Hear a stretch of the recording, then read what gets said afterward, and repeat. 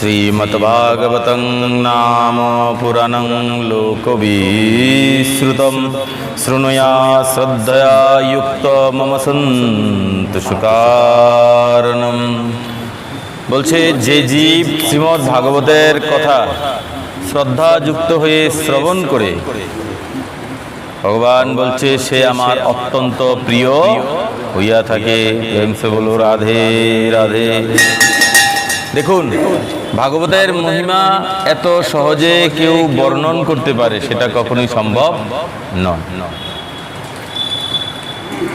যেরকম হরি হলো অনন্ত, হরি অনন্ত, হরির নামও অনন্ত, হরির গুণও অনন্ত, ঠিক তদ্রূপ ভাগবত হচ্ছে ভগবান শ্রী হরির সাক্ষাৎ বাংময়ী প্রতিমূর্তি। তার জন্য এই ভাগবতের মাহাত্ম্য অনন্ত।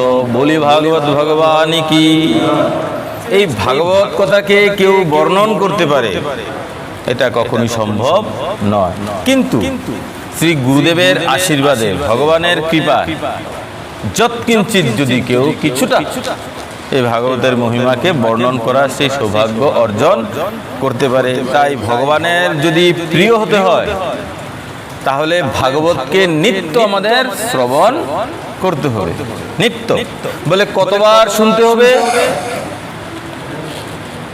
বলছে মুহুরুহু রসিকা ভুবি ভাবুকা সদা শিব্বা শ্রীমদ্ ভাগবতী কথা। বলছে বারবার শুনতে হবে। কয়বার? বারবার। একবার দুইবার 10 বার নয়, বলছে বারবার। সদা শিব্বা বারবার ভাগবতকে সেবন করো। মানে জীবনে 100-200 বার 1000 বার শ্রবণ করার পর যদি কিছুটা এই ভাগবত তুমি জানতে পারবে। ওই একবার দুইবার 3 বার গ্রন্থ পুরো পড়ে ফেললাম আর ভাগবত জেনে ফেললাম, এটা কখনোই সম্ভব নয়। কেন? কারণ এই ভাগবত এমন একটি গ্রন্থ, যে গ্রন্থকে শ্রবণ করলে আমাদের কোনো সময় তার প্রতি অরুচি আসে না, কখনই অরুচি আসে না। সারা জীবন ধরে যদি শ্রবণ করো তারপরও আমরা তৃপ্ত হতে পারবো না। এত পবিত্র এই ভাগবত। যেই গৃহে ভাগবত বর্তমান, সেই গৃহকে কি বলা হয়েছে? বলে তীর্থ স্বরূপ বলা হয়েছে। তীর্থ কোনগুলিকে আমরা জানি? বলে গয়া, কাশী, বৃন্দাবন, প্রয়াগ। হ্যাঁ, এগুলি তো তীর্থ। আরো তো কত কিছু আছে, রামেশ্বরম আছে, অযোধ্যা আছে। তো বলছে যেই গৃহে ভাগবত বর্তমান থাকে সেই গৃহকে তীর্থ সমান বলা হইয়াছে। আর তাহলে কি করতে হবে?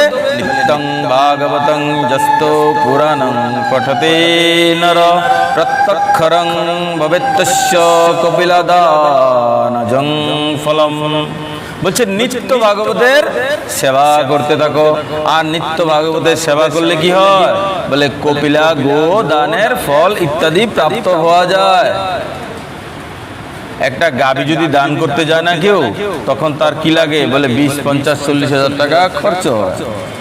তারপর যদি গিয়ে একটা গাভী কেউ কোনো ব্রাহ্মণকে দান করতে পারে।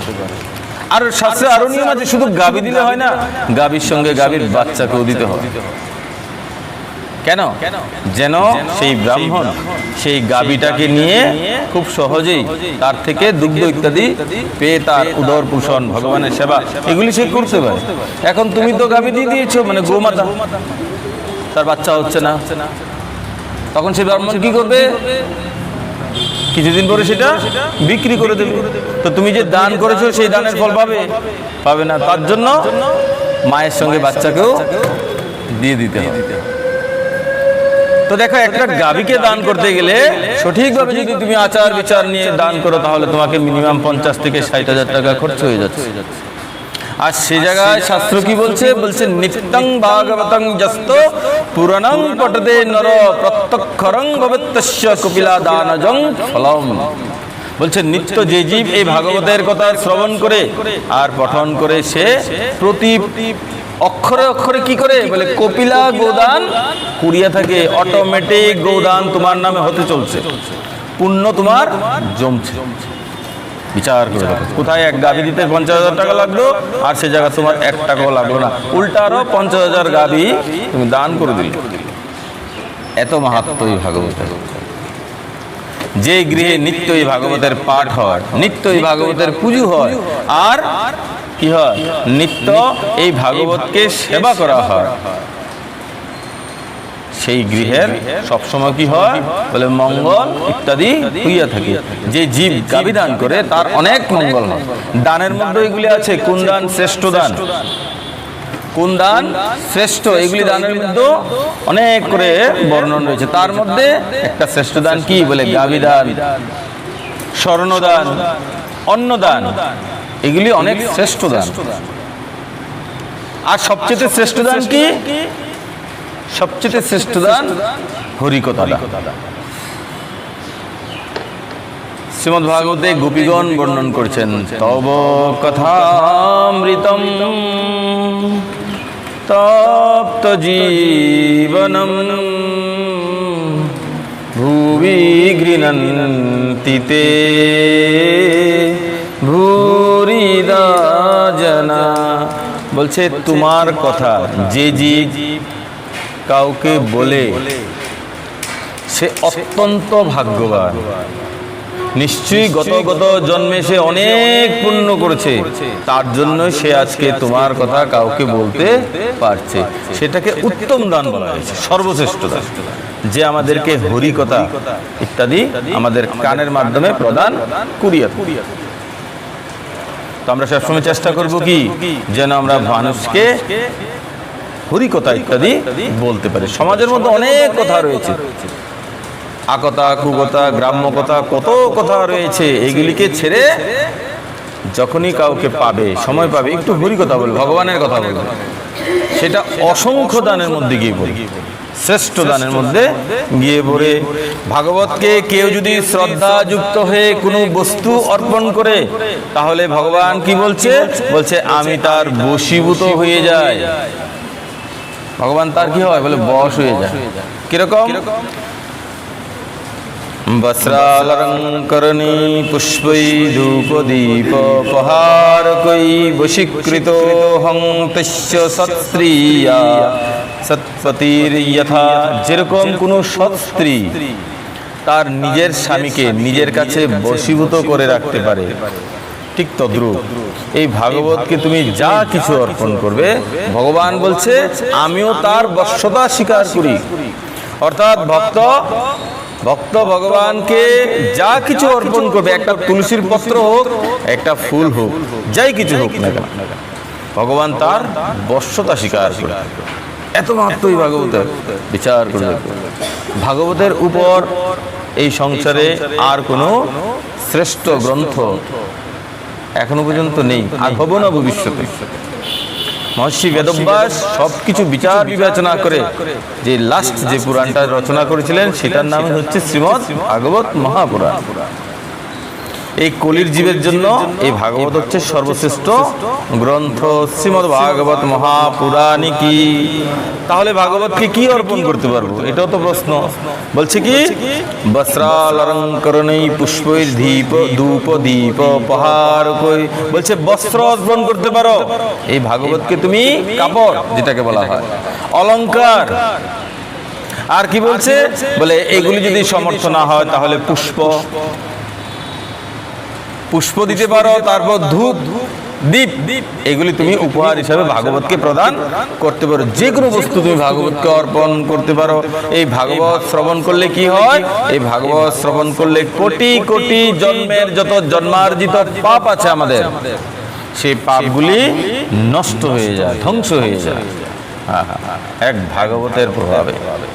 ভগবান স্বয়ং বলেছেন, কি বলেছে? মৎ কথা বাচনং নিত্যং মৎ কথা শ্রবণে রতম মৎ কথা প্রীত মনসং নাহং তখ্যামি তং নরম। যে জীব আমার এই ভাগবতের কথা নিত্য শ্রবণ করে, যে জীব নিত্য আমার এই ভাগবতের কথা বর্ণন করে, যে জীব আমার এই ভাগবতের চিন্তন করে, আমি তাকে কখনো ত্যাগ করি না। কি বলছে? কখনো ছাড়ি না।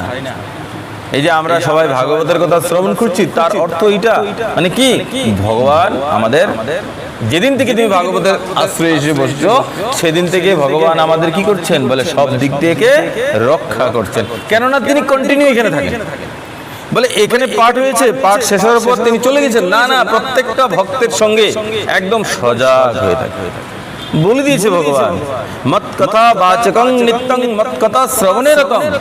শুধু পাঠকের সঙ্গে থাকবে এরকম নয়, যারা শ্রবণ করছে, বাচকম মানে যে বচন করছে, আর যারা শ্রবণে রতম যারা শ্রবণ করছে, উভয়ের সঙ্গে ভগবান কি বলছে, মত কথা প্রীতমানসং, যারা আমার কথা খুব আনন্দের সঙ্গে আহ্লাদের সঙ্গে গ্রহণ করে, না হং তাখ্যামি, আমি তাকে ছাড়ি না, তং নরম, সেই জীবকে, সেই নরকে আমি কোনোদিনও ছাড়ি না। তার মানে কি, তার মানে ভগবান আমার আপনার সবার সঙ্গে কন্টিনিউ থাকেন যারা এই ভাগবতের আশ্রয় নিয়ে থাকেন। মনে রাখবে ভগবান হলেন আদি, আর শুধু আদি নয়, আদিরও আদি, আদিরও অনাদি। ঈশ্বর পরমানন্দ সচ্চিদানন্দ বিগ্রহ অনাদিরাদির গোবিন্দ সর্বকারণ কারণম। ভগবান হলেন কি বলে আদি, শুধু আদি না, আদিরও অনাদি, মানে সৃষ্টির যতটুকু যাওয়া যায় সেখান থেকেও অনেক দূরে। তিনি হলেন অণু থেকে অণু, আর পরমাণু থেকেও পরমাণু, একদম ক্ষুদ্র থেকে ক্ষুদ্র, আবার বৃহৎ থেকে বৃহৎ। अजानुलंबित भुजो कनकावदातु संकीर्तनैकपितो कमलायताक्षो विश्वम्भरो द्विजवरो युगधर्मपालो वन्दे जगत्प्रियो করুণাবতার। আর তিনি হলেন আমাদের প্রেমের ঠাকুর শ্রী গৌর হরি, যিনি নদিয়ায় আজ থেকে 500-550 বছর আগে নদিয়ায় কি করেছিলেন, আবির্ভাব হয়েছিলেন, যাকে আমরা চৈতন্য মহাপ্রভু হিসেবে জানি। আর তিনি এসে এই যে গৌড়ীয় সম্প্রদায় যেটাকে বলা হয়, আমাদের যে বৈষ্ণবের যে 4টি সম্প্রদায় আছে, ব্রহ্মমধ্য গৌড়ীয় সম্প্রদায়, এই গৌড়ীয় সম্প্রদায়ের মধ্যে তিনি গিয়ে প্রবেশ করেছিলেন। বলে শ্রী গৌর হরি ভগবান কি। তো মনে রাখবে, যতক্ষণ পর্যন্ত, খুব ভালো করে শুনবে কথাটা, যতক্ষণ পর্যন্ত গৌর অনুগত কোনো বৈষ্ণবের কৃপা হবে না, ততক্ষণ পর্যন্ত গৌরের কৃপাও পাওয়া সম্ভব নয়। আর যতক্ষণ পর্যন্ত গৌরের কৃপা হবে না, ততক্ষণ পর্যন্ত রাধা গোবিন্দের কৃপাও পাওয়া সম্ভব নয়। আর যতক্ষণ পর্যন্ত রাধা গোবিন্দের কৃপা হবে না, ততক্ষণ পর্যন্ত ভাগবতের কৃপাও সম্ভব নয়। বলি ভাগবত ভগবান কি। তো এই ভাগবত মহর্ষি বেদব্যাস নিজ পুত্র শ্রী শুকদেব প্রভুকে শ্রবণ করেছিলেন, যা পরবর্তীকালে শ্রী শুকদেব প্রভু রাজা পরীক্ষিতকে 7 দিন ধরে শ্রবণ করেছিলেন। আর তারপর থেকে এই ভাগবত এই সংসারের মধ্যে সপ্তাহব্যাপী জ্ঞান যজ্ঞ নামে প্রচারিত হয়েছে। বলি শ্রী শুকদেব মহারাজ কি।